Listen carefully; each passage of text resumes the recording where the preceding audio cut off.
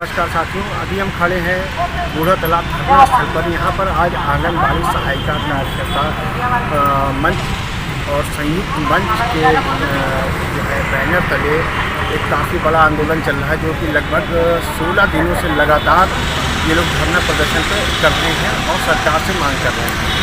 इनकी 6 सूत्री मांग है, क्योंकि इनका मानना है कि शासन इनसे काम तो लेती है लेकिन वेतन मान नहीं देती। लगभग प्रदेश में 46,000 से अधिक आंगनबाड़ी और लगभग आप बने रहिए हमारे साथ। आज अपने से आज छत्तीसगढ़ आंगनबाड़ी कार्यकर्ता सहायिका संघ का जो है ये आप लोगों ने आज एक धरना प्रदर्शन आयोजित किया है, उसमें आपकी मांग क्या है? सबसे पहले तो मैं बताना चाहूँगी कि धरना प्रदर्शन का आज हमारा 16वां दिन है।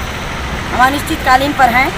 सिर्फ रायपुर शहर में हमको अनुमति नहीं दी जा रही है बैठने का, तो जिस दिन वो अनुमति देते हैं उस दिन हम यहाँ मैदान पर आते हैं। बाकी हम अपने घर से और दूसरे ज़िलों में जाकर इस हड़ताल को जारी रखे हैं और शासन से हमारी मुख्य मांगे हैं कि कलेक्टर दर और नर्सरी शिक्षा का दर्जा दिया जाए, सुपरवाइज़र भर्ती में कार्यकर्ता को 100% लिया जाए और सहायिका बहनों का 25% बंधन हटाते हुए कार्यकर्ता पद पर सहायिका बहनों को ही लिया जाए और चिकित्सा भत्ता दिया जाए, पेंशन ग्रेजुटी दी जाए।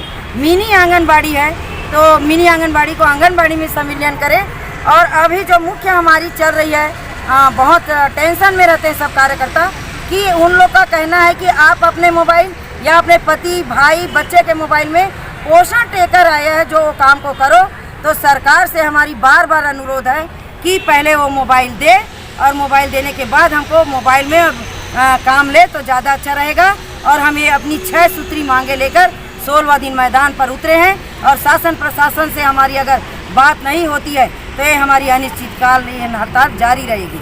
अच्छा, आप लोगों को जैसा ये आंगनबाड़ी का सहायिका का है, तो क्या ये पूर्णकालिक नहीं है, अस्थायी नहीं है? स्थायी नहीं है। हमको मानदेय कार्यकर्ता कहा जाता है।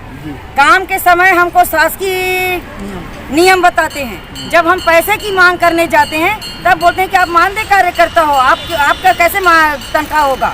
तो मैं शासन से पूछना चाहती हूँ कि काम के समय क्यों, और जब दाम देने की बात आती है तो फिर ऐसा जवाब हमको क्यों मिलता है। शासन जितना जल्दी हो सके जागे और हमारे प्रतिनिधि मंडल को बुलाए और जितना जल्दी हो हमारी मांगों पर विचार करते हुए हमारी मांगों की पूर्ति करे और हमको अपने घर जाने के लिए विदा करें, जिसमें हम जाकर उनकी योजनाओं का लाभ अपने मोहल्ले में अपने आंगनबाड़ी के द्वारा हम दें। अपना परिचय? मैं श्रीमती सरिता पाठक, छत्तीसगढ़ आंगनबाड़ी कार्यकर्ता सहायिका संघ 409 की प्रांताध्यक्ष। लोग का जैसे संविलियन का मसला अटका हुआ है, तो इस पर आप थोड़ा सा अपने एक जानकारी थोड़ा सा साझा करें।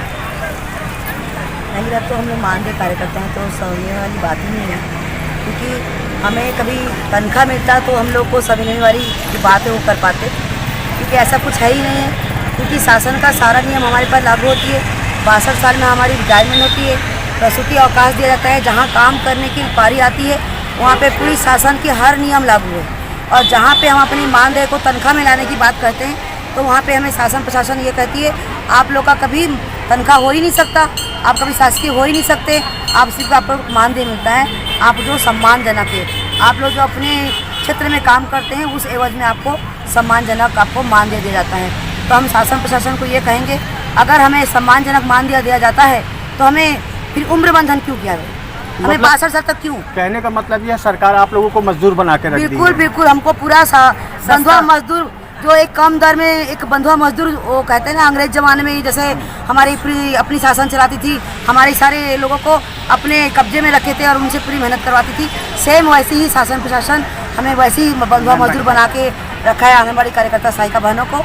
हम ये शासन को कहना चाहेंगे कि कितने साल, अभी तो आपका सत्ता है और अभी चुनावी वर्ष है, बस और कुछ ही दिन के बाद में फिर हमारी पारी आएगी। जो 1,30,000 की महिला आंगनबाड़ी कार्यकर्ता सहायिका संघ सहायिकाएँ हैं, जो चुनावी वर्ष में आपको भी बताएंगे उनकी पारी रहेगी। तो शासन प्रशासन को हम यही बोलेंगे, अनुरोध करेंगे हमारे माननीय मुख्यमंत्री से कि अभी समय रहते हुए हमारे लिए कुछ अच्छा तोहफा दे दे या अच्छा निर्णय ले ले या सूझबूझ के हमें समझा के अपनी विदा करें, नहीं तो ये और आंदोलन उग्र हो सकता है। और ये तो चुनावी वादा भी था। चुनावी वादा जरूर था। 4 साल पहले जब चुनाव जीत के आने वाले थे, बोले कि हमें चुनाव जिता दीजिए तो हम आपको कलेक्टर दे देंगे और आप लोग को नर्सरी शिक्षिका के रूप में लेंगे, लेकिन ये हमें बरगलाने वाली बात रही। और अभी परसों की बाइट मैंने देखी कि मीडिया भाई लोग, आप लोग से भाइयों को मैं धन्यवाद दूंगी कि आप लोग हमारे समय समय पर शासन तक हमारी बातों को ले जाते हैं। उन्होंने कहा कि आंगनबाड़ी सारे प्रदेश के कार्यकर्ता बहनें रोड पे बैठी हैं क्योंकि अनिश्चितकालीन हड़ताल कर रही हैं, आप उनकी मांगों पे क्या कहते हैं? तो उन्होंने कहा कि उनका जब उन्होंने मांग किया, हम लोगों ने मांग पूर्ति किया है, तो हम सारे आपके माध्यम से पूछना चाहेंगे उनको कि ऐसा कौन सा मांग पूरा किया है 4 सालों में?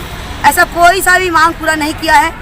जो हमें सिर्फ झूठी आश्वासन दे के रखे हैं कि हाँ करेंगे, हाँ करेंगे, हाँ करेंगे, लेकिन ऐसा कुछ भी अभी तक नहीं हुआ है। अगर ऐसा होता तो कोई भी बहन बेटी माँ बहनों को यहाँ पे रोड पे आने की किसी को कोई शौक नहीं है, ना आने के लिए कोई बाध्य नहीं होती। तो हम आपके माध्यम से और भी बोलना चाहेंगे कि अगर ऐसा नहीं होता है तो ये आंदोलन और उग्र होगा और पूरी प्रदेश लेवल पे होगा और शासन फिर वो खुद ही जिम्मेदार रहेगी कि ये हम लोग क्यों किया। मैं श्रीमती सुमन यादव, छत्तीसगढ़ आंगनबाड़ी कार्यकर्ता सहायिका संघ प्रांतीय सचिव।